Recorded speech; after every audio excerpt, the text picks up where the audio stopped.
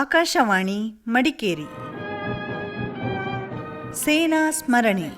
ಸೇನೆಯಲ್ಲಿ ಸೇವೆ ಸಲ್ಲಿಸಿದವರ ಅನುಭವ ಕಥನ.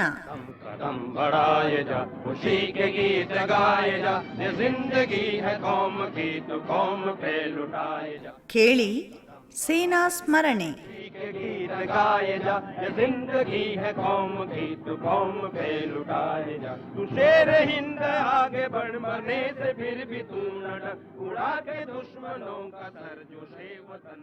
ಕೇಳುಗರಿಗೆಲ್ಲ ನಮಸ್ಕಾರ. ಇಂದಿನ ಸೇನಾ ಸ್ಮರಣೆ ಕಾರ್ಯಕ್ರಮಕ್ಕೆ ಆತ್ಮೀಯ ಸ್ವಾಗತ.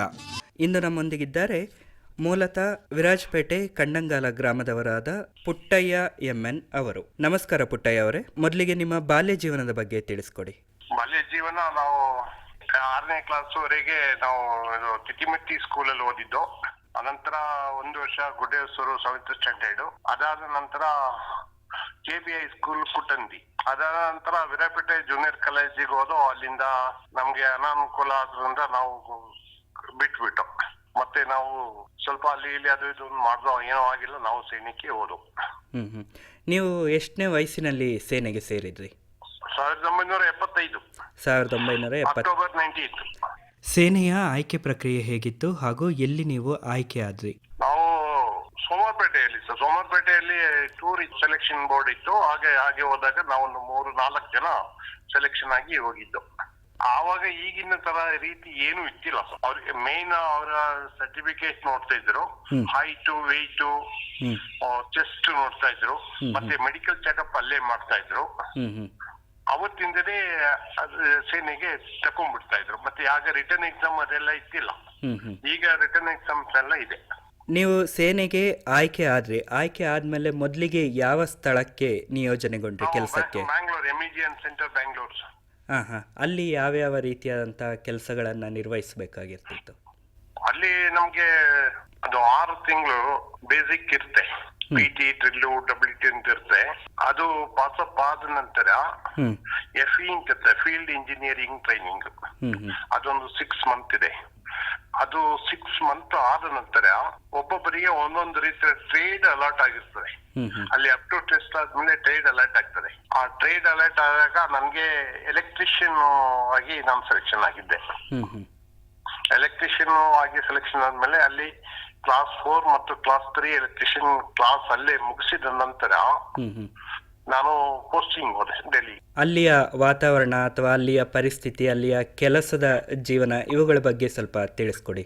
ಅಲ್ಲಿ ಆವಾಗ ಈಗಿನ ರೀತಿಯಲ್ಲಿ ವೈಲೆನ್ಸ್ ಇಲ್ಲ, ಏನಿಲ್ಲ, ಎಲ್ಲ ಫ್ರೀ ಆಗಿತ್ತು. ನಾವು ಯಾವುದೇ ಗಾಡಿಲಿ ಹೋಗ್ಬೋದಿತ್ತು, ಹೊರಗಡೆ ಸುತ್ತಾಡ್ಬೋದು, ಎಲ್ಲ ಇತ್ತು. ಈಗಿನ ಪರಿಸ್ಥಿತಿ ಆಗ ಟೆರರಿಸ್ಟ್ ಇಲ್ಲ. ಪಾಕಿಸ್ತಾನ ಇಂಡಿಯಾ ವಾರ್ಗೆ ಮೊದಲಾಗಿತ್ತು 71 ನಲ್ಲಿ, ನಂತರ ಯಾವ್ದು ಆಗಿತ್ತಿಲ್ಲ. ಅದರಿಂದಾಗಿ ಆಗ ಫ್ರೀ ಆಗೇ ಇದ್ದು, ಚೆನ್ನಾಗಿ.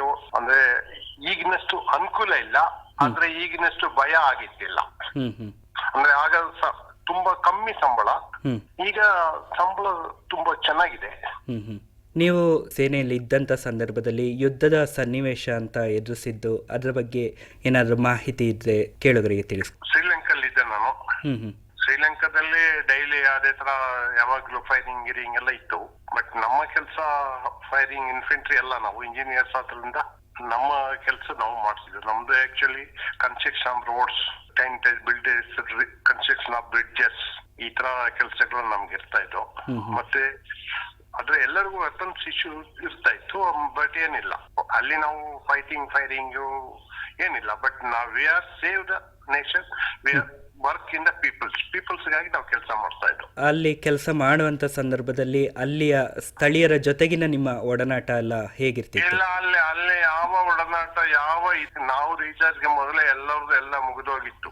ಎಷ್ಟೋ ಮನೆಗಳ ಖಾಲಿ ಆಗಿ ಬಿದ್ದಿರ್ತಿದ್ವು, ಅದೇ ಮನೆಯಲ್ಲಿ ನಾವು ಉಳ್ಕೊಳ್ತಾ ಇದ್ವು. ಸೇನೆಯ ಮುಖ್ಯ ಇದೇನಂತ ಹೇಳಿದ್ರೆ ಸೇವ್ ದ ನೇಷನ್. ಅಂದ್ರೆ ದೇಶಕ್ಕೆ ಯಾವುದೇ ವಿಪತ್ತು ಬಂದ್ರು ಅದರಲ್ಲಿ ಮುಂದಾಳೋತ್ ಆಗಿ ಹೋಗಿ ಅಲ್ಲನ್ನು ರಕ್ಷಣೆ ಮಾಡೋದೇ ಮೇನ್ ಕೆಲಸ ಸೇನೆಯದು. ಯುದ್ಧ ಆ ಕಡೆಯಿಂದ ಯುದ್ಧ ಬಂದ್ರು ಸೇನೆ ಮಾಡುತ್ತೆ, ಈ ಕಡೆ ವೈಲೆನ್ಸ್ ಆದ್ರೂ ಸೈನ್ಯ ಬರುತ್ತೆ, ಭೂಕಂಪ ಆದ್ರೂ ಸೈನ್ಯ ಬರುತ್ತೆ, ಏನಾದ್ರೂ ದೊಡ್ಡ ಫ್ಲಡ್ ಆದ್ರೂ ಕೂಡ ಅಲ್ಲಿ ಸೈನ್ಯವೇ ಬರುತ್ತೆ. ಅದು ಮಾತ್ರ ಹೇಳೋದು ಸುಮ್ನೆ ನಾವು ಸೈನ್ಯ ಬರೀ ಯುದ್ಧ ಮಾಡ್ತಾರೆ ಅದಕ್ಕೆ ಇರೋದಲ್ಲ. ಸೇನೆ ಇರೋದೇ ಸೇವ್ ದ ನೇಷನ್. ಆಪತ್ ಕಾಲದಲ್ಲಿ ದೇಶಕ್ಕೆ ಹೆಲ್ಪ್ ಮಾಡಬೇಕಾಗಿರೋರೇ ಸೈನಿಕರು. ತಾವು ಬೇರೆ ಯಾವ ಯಾವ ಪ್ರದೇಶಗಳಲ್ಲಿ ಕರ್ತವ್ಯವನ್ನ ನಿರ್ವಹಿಸಿದ್ರಿ? ನಾವು 2 ಟರ್ನ್ ಅವರು ಶ್ರೀನಗರದಲ್ಲಿ ಪಟ್ಟಣ ಅಂತ ಹೇಳೋ ಜಾಗದಲ್ಲಿ ಇದ್ದವು ಸರ್. ಉರಿ ಸೆಕ್ಟರ್ ಅಲ್ಲಿ ಮೈನ್ ಇದ್ದು ನಾವು. ಫಸ್ಟ್ ಟರ್ನ್ ಅವರಲ್ಲಿ ನಾವು ಇದ್ದಾಗ ನಮ್ಗೆ ಅವಾಗ ಗಲಾಟೆ ಏನ್ ಇತ್ತಿಲ್ಲ. ಆಗ ನಾವು ಫ್ರೀ ಆಗಿ ಹೋಗೋದು ಬರೋದು ಎಲ್ಲ ಫ್ರೀ ಇತ್ತು. ಮತ್ತೆ ಸೆಕೆಂಡ್ ಟರ್ನ್ ಅವರಲ್ಲಿ ಇದ್ದಾಗ ಅಲ್ಲಿ ಯಾವಾಗ್ಲೂ ಗುಂಡಿಸೋದು ಕೇಳ್ತಾ ಇರ್ತಿತ್ತು. ಆಗ ಟೆರರಿಸ್ಟ್ಗಳು ಒಳಗೆ ನುಗ್ಗಿದ್ರು, ಹಾಗೆ ಬೇಕಾಬಿಟ್ಟಿ ಅಟ್ಯಾಕ್ ಆಗ್ತಾ ಇತ್ತು. ಪಾಕಿಸ್ತಾನ ಕಂಟಿನ್ಯೂ ಡೇ ಟೈಮ್ ಅಲ್ಲಿ ಒಂದು ಆಕೃತಿ ಅಲ್ಲಾಡಿದ್ರೆ ಅದಕ್ಕೆ ಗುಂಡು ಬರ್ತಾ ಇತ್ತು. ಹಾಗೆ ನಮ್ಮವ್ರು ಹೊಡಿತಿದ್ರು. ಅವರು ಜವಾಬ್ ಕೊಡೋದೇನು ನಾವಿಲ್ಲ, ನಾವು ಹೊಡ್ತಾ ಇದ್ದೋ. ಅಂತ ಹಲವಾರು ಕಠಿಣ ಸನ್ನಿವೇಶದಲ್ಲಿ ನೀವು ಸೇನೆಯಲ್ಲಿ ಇದ್ರಿ ಅಂತ ಹೇಳಿದ್ರಿ. ಈ ಸಂದರ್ಭದಲ್ಲಿ ನಿಮಗೆ ಯಾವತ್ತಾದ್ರೂ ಈ ಕೆಲಸ ನನಗೆ ಕಷ್ಟ ಆಗ್ತಿದೆ, ನಾನು ಇಲ್ಲಿ ಇರೋದ್ ಬೇಡ, ವಾಪಸ್ ಹೋಗ್ಬಿಡುವ ಅನ್ನುವಂತ ಮನಸ್ಥಿತಿ ಯಾವತ್ತಾದ್ರೂ ಬಂದಿತ್ತ? ಅದು ಇಲ್ಲಿರುವಾಗ ಮಾತ್ರ ಆ ರೀತಿ ಸೇನಾ ಕಷ್ಟ ಅಂತಾಗೋದು. ಅಲ್ಲಿ ಹೋದ್ಮೇಲೆ ಆ ಕಷ್ಟ ಗೊತ್ತಾಗೋದಿಲ್ಲ. ಏನು ಆರ್ಡರ್ ಆಗ್ತದೆ ಅದನ್ನ ಅಟ್ಯಾಕ್ ಮಾಡೋ ಅಟ್ಯಾಕ್, ಅದು ಹೋಗಿ ರೀಚ್ ಆಗ್ಬೇಕಂದ್ರೆ ಪಕ್ಕ ಸೈನ್ಯದವನಿಗೆ ಈ ಸಾವಿರಾರು ಅಬ್ಸ್ಟಿಕಲ್ಸ್ ಇರ್ತದೆ, ಅದು ಕ್ರಾಸ್ ಮಾಡಿ ಹೋಗ್ಬೇಕು, ಟರ್ನ್ ರೋಡ್ ಹಂಗೆ ಹೋಗ್ಬೇಕು ಅಂತಿಲ್ಲ. ಸೇನಾ ಗೋಯಿಂಗ್ ಟು ಸ್ಟ್ರೈಕ್. ಅದು ಮೈನ್ ಫೀಲ್ಡೇ ಇರ್ಲಿ ಇಲ್ಲ ಅವ್ರ ಬಂಕರೇ ಇರ್ಲಿ, ಅಟ್ಯಾಕ್ ಆದ್ರೆ ಅಟ್ಯಾಕ್ ಆಗುತ್ತೆ. ಸೇನೆಗೆ ಸೇರ್ಲಿಕ್ಕೆ ನಿಮ್ಗೆ ಮುಖ್ಯವಾಗಿ ಯಾರು ಸ್ಫೂರ್ತಿ? ಸರ್, ಒಂದ್ ದಿವಸ ನಾನು ವಿರಾಪೇಟೆ ಜೂನಿಯರ್ ಕಾಲೇಜಿಗೆ ಹೋಗ್ತಾ ಇದ್ದಾಗ ನಮ್ಗಾಗ ಸಿಂಗಲ್ ಬಸ್ ಇತ್ತು. ಕಂಡಂಗಾಲದಿಂದ ಬಿಸೆಟಿಗೆದಿಂದ ಬರ್ತಾ ಇತ್ತು ಬಸ್. ಅದು ಅದರಲ್ಲಿ ಒಂದಿನ ನನಗೆ ಒಂದು ಎಕ್ಸಾಮ್ ಇತ್ತು. ಆವಾಗ ನನಗೆ ಆಗ ತುಂಬಾ ಕಷ್ಟ. ಆಗ ನಾನು ಅಲ್ಲಿಂದ ಓಡ್ತಾ ಇದ್ದೆ. ಆ ಬಿಟ್ಟಂಗಾಲದಿಂದ ಅಲ್ಲಿ ಒಂದು ಲಾಂಗ್ ಸ್ಟ್ರೈಟ್ ರೋಡ್ ಇದೆ. ಆ ಸ್ಟ್ರೈಟ್ ರೋಡ್ ಅಲ್ಲಿ ನಾನು ಓಡ್ತಾ ಇದ್ದೆ. ಒಂದು ಪೊಲೀಸ್ ಜೀಪ್ ಬರ್ತಾ ಇತ್ತು. ನಾನು ಸುಸ್ತಾಗಿದ್ದೆ, ಅಂದ್ರು ಜೀಪಿಗೆ ಕೈ ತೋರಿಸ್ದೆ. ಆ ಕೈ ತೋರಿಸಿದಾಗ ಅಲ್ಲಿ ಪೊಲೀಸ್ ಆಫೀಸರ್ ಕೂತಿದ್ರು. ಅವ್ರದ್ದು ಸ್ಟಾರ್ ಎಲ್ಲ ನೋಡ್ಬಿಟ್ಟು ನಾನು ಎದುರು ಬಿಟ್ಟು ನಾನು ಅವ್ರಿಗೆ ಹೇಳ್ದೆ, ಸರ್ ನನ್ ತಪ್ಪಾಗೋಯ್ತು, ಹೀಗೆ ಎಕ್ಸಾಮ್ ಇದೆ, ಅದಕ್ಕೆ ಬೇಕಾಗಿ ಕೈ ತೋರಿಸ್ಬಿಟ್ಟೆ ಅಂತ ಹೇಳಿದ್ರು. ಮತ್ತೆ ಹಂಗೆ ಹೇಳ್ತಾರೆ, ಹೌದಾ ಅಂತ ಹೇಳಿದ್ರು. ಮತ್ತೆ ಏನ್ ಹೇಳಿಲ್ಲ. ಮತ್ತೆ ನಾನು ಓಡ್ತಲೇ ಇದ್ದೆ. ಪುನಃ ಅವ್ರನ್ನ ಸ್ವಲ್ಪ ದೂರ ಓಡೋದ್ ನೋಡ್ಬಿಟ್ಟು ಪುನಃ ನಿಲ್ಲಿಸ್ಬಿಟ್ಟು ಕೇಳಿದ್ರು, ನೀವು ಹತ್ಕೊ ಅಂತ ಹೇಳಿದ್ರು. ನನ್ಗೆ ಗೊತ್ತಿಲ್ಲ ಅವ್ರು ಏನ್ ಬೈತಾರೋ ಏನೋ, ಎದ್ಕೊಂಡು ಹತ್ಕೊಂಡೆ. ಅವ್ರ ನೆಟ್ಟಿ ಹೋಗಿ ನಮ್ ಕಾಲೇಜ್ ಒಳಗಡೆನೆ ಬಿಟ್ರು. ನನ್ನ ಬಿಟ್ಬಿಟ್ಟು ಹೇಳಿದ್ರು, ನೀನ್ ಒಳ್ಳೆ ರನ್ನಿಂಗ್ ಇದೆ ನಿನ್ಗೆ, ಮಿಲಿಟರಿಗೆಲ್ಲ ಹೋದ್ರೆ ನಿನ್ಗೆ ಒಳ್ಳೆ ಉಪಯೋಗ ಆಗ್ತದೆ ಅಂತ. ಅದು ಅವ್ರು ಹೇಳಿದ್ದು ನಿಜ ಇತ್ತು. ನಾನು ಡೆಲ್ಲಿಯಲ್ಲಿ ಇಕ್ಟರ್ ಬೆಟ್ಟಲ್ಲಿ ನೀವು ಕ್ರಾಸ್ ಸೆಂಟ್ರಿ ಓಡೋವಾಗ ನಾನು 3ನೇ ಬಂದಿದ್ದೆ. ಅದರಿಂದ ಅದು ಒಂದು ಮನಸ್ಸಲ್ಲಿತ್ತು, ನಾವು ಸೈನ್ಯ ಹೋಗ್ಬೇಕು, ಹಂಗೆ ಓದೋ. ಇನ್ನು ನೀವು ಸೇನೆಗೆ ಸೇರುವಂತ ಸಂದರ್ಭದಲ್ಲಿ ಮನೆಯಲ್ಲಿ ತಂದೆ ತಾಯಿಯರಿಗೆ ಒಂದು ಆತಂಕ ಇದ್ದೇ ಇರ್ತದೆ, ಅಲ್ಲಿ ಹೋದಾಗ ಹೇಗೋ ಏನೋ ಪರಿಸ್ಥಿತಿ ಅಂತ ಹೇಳ್ಕೊಂಡು. ಆವಾಗ ಕೊಡಗಲ್ಲೆಲ್ಲ ತರ ಏನ್ ಇತ್ತಿಲ್ಲ ಸರ್. ಅದೇ ಇವಾಗ ಜನಕ್ಕೆ ಹೆದರಿಕೆ, ಈಗ ಅಲ್ಲಿ ಸತ್ತೋದ್ರೆ ಏನ್ ಮಾಡೋದು, ಫೈರಿಂಗ್ ಆದ್ರೆ ಏನ್ ಮಾಡೋದು ಅಂತ ಈಗ ಇದೆ. ಬಟ್ ಇವಾಗ ಮೊದಲೆಲ್ಲ ಟ್ರೈನ್ ಅಲ್ಲಿ 3 ದಿವಸ ಬರ್ಬೇಕಾಯ್ತು, ಈಗ ಫ್ಲೈಟ್ ಅಲ್ಲಿ 3 ಗಂಟೆಗೆ ಬಂದು ತಲುಪ್ತಾರೆ. ಆತರ ಅನುಕೂಲಗಳು ಈಗ ತುಂಬಾ ಇದೆ. ಒಳ್ಳೆ ಪೇಮೆಂಟ್ ಇದೆ. ಅದರಿಂದ ಅವರ ಆರ್ಥಿಕ ಜೀವನ ಎಲ್ಲಾ ರಂಗದಲ್ಲೂ ಅವರು ಸುಧಾರಿಸ್ಕೋಬಹುದು. ಈ ಮಧ್ಯೆ ಒಂದು ಕುತೂಹಲದ ಪ್ರಶ್ನೆ, ನೀವು ಸೇನೆಗೆ ಸೇರಿದಂತ ಸಂದರ್ಭದಲ್ಲಿ ಮೊದಲಿಗೆ ನಿಮ್ಮ ವೇತನ ಎಷ್ಟಿತ್ತು? ಸರ್, 175 ರೂಪಾಯಿ ಇತ್ತು. 175 ರೂಪಾಯಿಯಲ್ಲಿ ತಮ್ಮ ಜೀವನವನ್ನ ಅಲ್ಲಿ ಸಾಗಿಸಿದ್ರಿ. ನೀವು ಮೂಲತಃ ಕೊಡಗಿನವರೇ ಆಗಿರ್ತೀರಾ. ಇಲ್ಲಿಂದ ಸೇನೆಗೆ ಹೋಗುವಂತ ಸಂದರ್ಭದಲ್ಲಿ ಒಂದು ಭಾಷೆಯ ಸಮಸ್ಯೆ ಅಂತೂ ಖಂಡಿತ ಆಗಿರ್ತದೆ. ಇದನ್ನ ಯಾವ ರೀತಿಯಲ್ಲಿ ನಿಭಾಯಿಸಿದ್ರಿ? ಸರ್, ಅಲ್ಲಿ ನಮ್ಗೆ ಆತರ ಕಷ್ಟ ಆಗಿಲ್ಲ. ಒಂದ್ಸತಿ ನಮ್ಗೆ ಒಂದು ಸರ್ಟನ್ ಗುಣ ಇದೆ. ಒಂದ್ಸಲ ಒಂದನ್ನ ನೋಡಿದ್ರೆ ಅದನ್ನ ಹಾಗೆ ಪಿಕಪ್ ಮಾಡೋ ಗುಣ ಅಂತ ಇದೆ. ಅದರಿಂದಾಗಿ ನನಗೆ ಆತರ ಭಾಷೆ ಪ್ರಾಬ್ಲಮ್ ಅದೆಲ್ಲ ಆಗಿಲ್ಲ. ನಾನು ಅದಾದ ನಂತರ ಕಾಲೇಜ್ ಆಫ್ ಮಿಲಿಟರಿ ಇಂಜಿನಿಯರಿಂಗ್ ಪುಣದಲ್ಲಿ ನಾನು ಕೋರ್ಸ್ ಮಾಡಿದ್ದೆ 2. ಒಂದು CEIJ, ಇನ್ನೊಂದು NBC ಅಂತ. ಅದೆಲ್ಲ ಕೋರ್ಸ್ ಮಾಡಿದ್ಮೇಲೆ ನನಗೆ ಬ್ಯಾಂಗ್ಳೂರಲ್ಲಿ ಒಂದು 4 ವರ್ಷ ಇನ್ಸ್ಟ್ರಕ್ಟರ್ ಆಗಿಯೂ ಇದ್ದೆ. ನೀವು ಸೇನೆಗೆ ಸೇರಿದಂತ ಸಂದರ್ಭದಲ್ಲಿ ಅಲ್ಲಿ ಯಾವ್ದಾದ್ರು ಕ್ರೀಡೆಯಲ್ಲಿ ಭಾಗವಹಿಸಿದ್ದು ನೆನಪಿದೆಯಾ, ಅಥವಾ ಪ್ರಶಸ್ತಿಗಳು ಪಡೆದಿದ್ದು? ನಾನು ಫಸ್ಟ್ ಕ್ಲಾಸ್ ಹಾಕಿ ಆಗ್ತದೆ. ಸ್ವಲ್ಪ ಬಾಕ್ಸಿಂಗ್ ಮಾಡಿದೀನಿ. ಅಂದ್ರೆ ಅದು ದೊಡ್ಡ ಲೆವೆಲ್ ಅಲ್ಲಿ ನಿಂತಿಲ್ಲ, ಹಾಕಿ ಚೆನ್ನಾಗಿ ಆಡಿದೆ. ಮತ್ತೆ ಇದು ರನ್ನಿಂಗ್ ಇತ್ತು, ನಮ್ 10,000 ಮೀಟರ್ ಮತ್ತೆ ಇದು ಕ್ರಾಸ್ ಕಂಟ್ರಿ ಎಲ್ಲ ನಾನು ಓಡ್ತಾ ಇದ್ದೆ. ಈಗ ಸೇನೆಯಿಂದ ನಿವೃತ್ತಿಯಾಗಿ ಬಂದ ನಂತರ ಈಗ ಯಾವ ವೃತ್ತಿಯಲ್ಲಿ ತೊಡಗಿಕೊಂಡಿದ್ದೀರಾ? ಸೇನೆಯಲ್ಲಿ ನಿವೃತ್ತಿಯಾಗಿ ಬಂದ ನಂತರ ನಾನು ಇಲ್ಲಿ ನಮ್ದು ಒಂದು ಇಂಡಸ್ಟ್ರಿ ಇದೆ. ಇಲ್ಲಿ ಕೊಡಿಗೆಯಲ್ಲಿ ನಾನು ಒಂದು 3 ಎಕರೆ ಜಾಗವನ್ನು ಪರ್ಚೇಸ್ ಮಾಡಿ ಮನೆಯಾಗಿ ಅಲ್ಲೇ ಸೆಟಲ್ ಆಗಿದ್ದೇನೆ. ಈಗ ನೀವು ಸೇನೆಗೆ ಹೋಗಿ ಬಂದಿದ್ರಿಂದ, ಸೇನೆಗೆ ಸೇರಿದ್ರಿಂದ ನಿಮಗೆ ಆದಂತಹ ಉಪಯೋಗಗಳು ಏನೇನು? ಒಂದು ಪೆನ್ಷನ್ ಇದೆ, ಜೀವಮಾನಕ್ಕೆ ಉಪಯೋಗ ಇದೆ. ಎರಡನೇ, ನಾವು ನಿರಂತರವಾಗಿ ದುಡಿತೇವೆ. ಈಗಲೂ ನೀವು ಬಂದಿದ್ರೆ ಗೊತ್ತಾಗ್ತಿತ್ತು, ನಾವು ನನ್ನ ಇಂಡಸ್ಟ್ರಿಯಲ್ಲಿ ಇದ್ದೀನಿ. ಆಯಿಲ್ ಮಿಲ್ ಮತ್ತೆ ಪಿಕಲ್ಸ್ ಜನ ಇದ್ದಾರೆ, ಕೆಲಸ ಮಾಡ್ತಾ ಇದ್ದಾರೆ, ನಡೀತಾ ಇದೆ. ಅಂತ ದೊಡ್ಡ ಬಿಸ್ನೆಸ್ ಆಗಿಲ್ಲ, ಮುಂದಕ್ಕೆ ಆಗ್ಬಹುದು. ಅದಲ್ಲದೆ ವೈದ್ಯಕೀಯ ಸೇವೆಗಳು ಸಹ ಸಿಗ್ತಾ ಇದೆ ಸೇನೆಯಲ್ಲಿ. ಹೌದೌದು. ಅದು ಯಾವ ರೀತಿಯಲ್ಲಿ ನಿಮಗೆ ಉಪಯೋಗ ಆಗ್ತಾ ಇದೆ? ನಮ್ಗೆ ಅದರಲ್ಲಿ ಏನೂ ಆಗಿಲ್ಲ. ಯಾಕೆ ಅಂತ ಹೇಳಿದ್ರೆ, ಯಾರು ಸೋಮಾರಿ ಇರ್ತಾನೋ ಅವನಿಗೆ ಕಾಯಿಲೆ ಬರುತ್ತೆ, ಯಾರು ನಿರಂತರವಾಗಿ ದುಡಿತಾ ಇರ್ತಾನೆ ಆರೋಗ್ಯ ಚೆನ್ನಾಗಿರುತ್ತೆ. ಈಗಿನ ಯುವಕರಿಗೆ ಸೇನೆಗೆ ಸೇರ್ಲಿಕ್ಕೆ ಬಯಸುವಂತವರಿಗೆ ನಿಮ್ಮ ಕಿವಿ ಮಾತು ಏನು?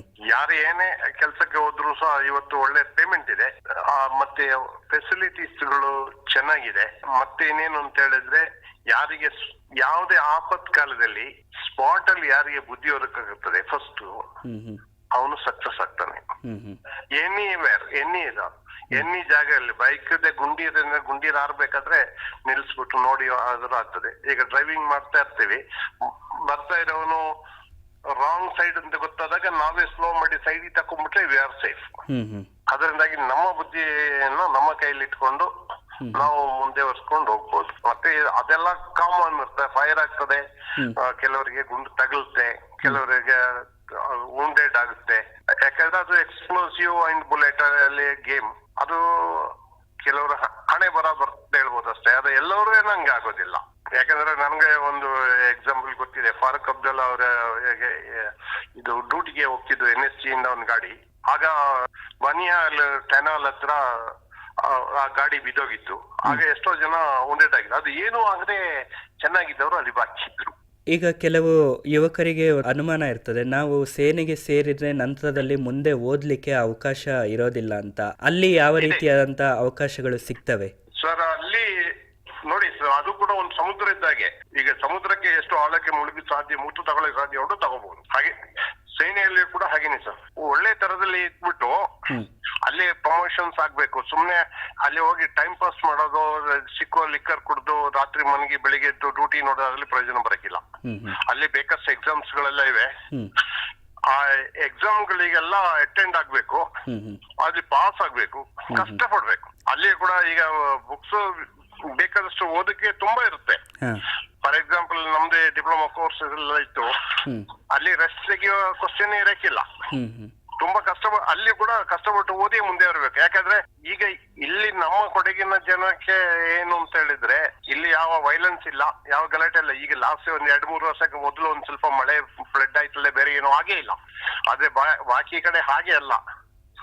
ಆಗಾಗ ಸೈಕ್ಲೋನ್ ಆಗ್ತಾ ಇರ್ತದೆ, ಆಗಾಗ ನೀರ್ ತುಂಬಿಕೊಳ್ತದೆ. ಇವನ್ ಡೆಲ್ಲಿ ಅಂತ ಹೇಳೋದು, ಡೆಲ್ಲಿಯಲ್ಲಿ ಕೂಡ ನಮಗೆ ಗೊತ್ತಿರೋ ಫ್ಲಡ್ ಆಗಿ 79 ಫ್ಲಡ್ ಡೆಲ್ಲಿಯಲ್ಲಿ ಕೂಡ. ಆಗ ಕೂಡ ನಾವು ಒಂದು ಕಡೆಯಿಂದ ಒಂದ್ ಕಡೆಗೆ ಜನರನ್ನ ಸಾಗಿಸ್ತಿದ್ದೋ. ನೀವು ಸಾಮಾನ್ಯ ಸೈನಿಕನಾಗಿ ಸೇರಿ ಯಾವ ಹುದ್ದೆಯಿಂದ ವಾಪಸ್ ಬಂದ್ರಿ? ನಾಯಕ್ ಸುಬ್ದಾರ್ ಆಗಿ ಬಂದಿದ್ದು.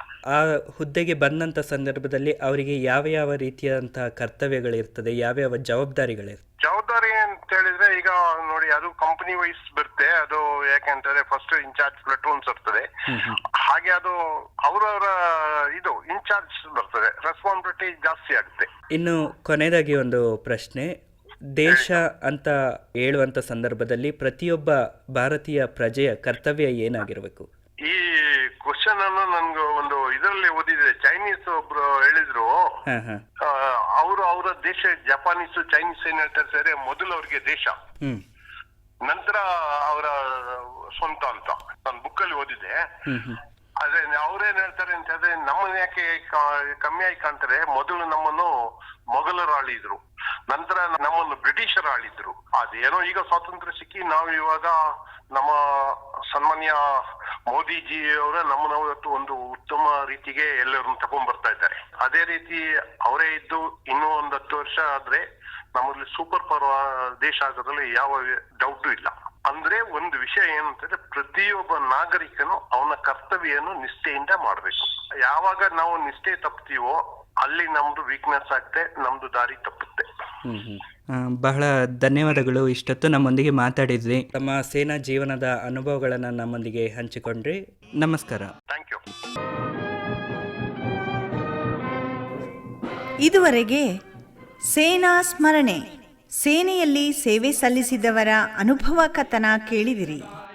ये जिंदगी है कौम की तो कौम पे लुटाए जा, कदम कदम बढ़ाए जा. ಕಾರ್ಯಕ್ರಮ ಪ್ರಸ್ತುತಿ ಉಮೇಶ್ ಡಿಎಂ. जिंदगी है कौम की तो कौम पे लुटाए जा. तू शेर हिंद आगे बढ़, मरने से फिर भी तू न डर, उड़ा के दुश्मनों का सर जो शे वतन बढ़ाए जा. तू शेर हिंद आगे बढ़, मरने से फिर. ಈ ಕಾರ್ಯಕ್ರಮ ಆಕಾಶವಾಣಿ ಮಡಿಕೇರಿ ಕೇಂದ್ರದಿಂದ ಮೂಡಿಬಂತು.